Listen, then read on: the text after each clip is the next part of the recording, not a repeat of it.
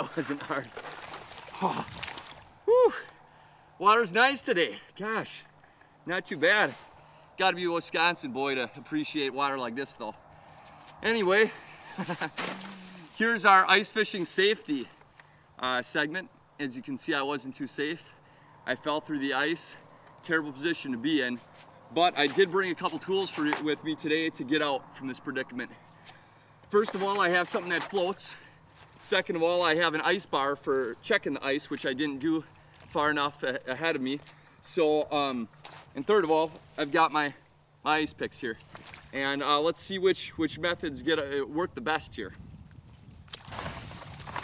First of all, a lot of times you can just take and your clothes themselves can work as grips and traction. And then I've got this ice bar. Right now we've got slushy conditions, which isn't always going to be the case. Sometimes you're going to have smooth ice conditions. But in general, I'm able to take and just carefully slide myself out. And mind you, I am wearing a wetsuit underneath all this, believe it or not. So I'm more buoyant than I normally would be if I didn't have this on. So this is going to be just a little bit easier. But I do not have any kind of a life vest on. I just have that wetsuit underneath. So that way worked pretty well. I was able to get enough traction, pull myself back onto the ice. Second of all, let's use the ice picks. They're around my neck, which is where they should be for easy grasping. Just digging in. That also works fairly well. Your feet aren't going to help you a whole lot.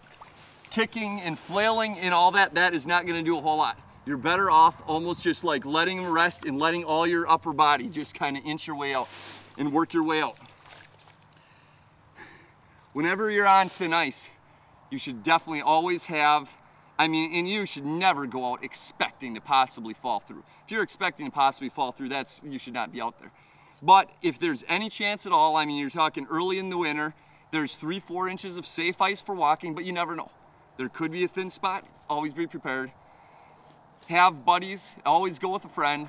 Make sure you have a long line, make sure you have at least one throw jacket, or life jacket, and just bring all of the safety precautions, and hopefully you'll never end up in this situation because it is starting to get cold, even for a Wisconsin boy like me.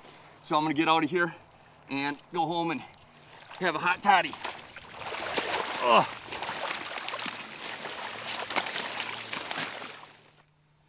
I'd like to go over one more method of escaping from the ice with you. And this is if you are out by chance and do not have any safety equipment with you, which should never happen under normal conditions, but you never know.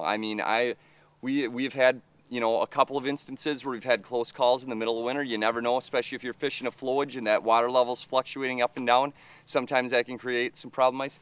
Anyway, if you don't have any safety equipment with you whatsoever, basically your only method of getting out is the roll method.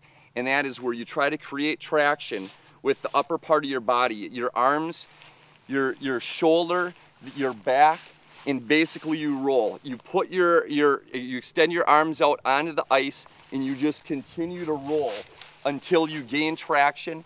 And obviously in water, your lower body is fairly light. So a lot of times you can just kind of swim your way and roll out of the ice. And that's pretty much your last ditch effort. Otherwise, hopefully there's a friend close by with a line. So anyway, have a great ice fishing year this year. I hope you catch lots of fish and stay dry.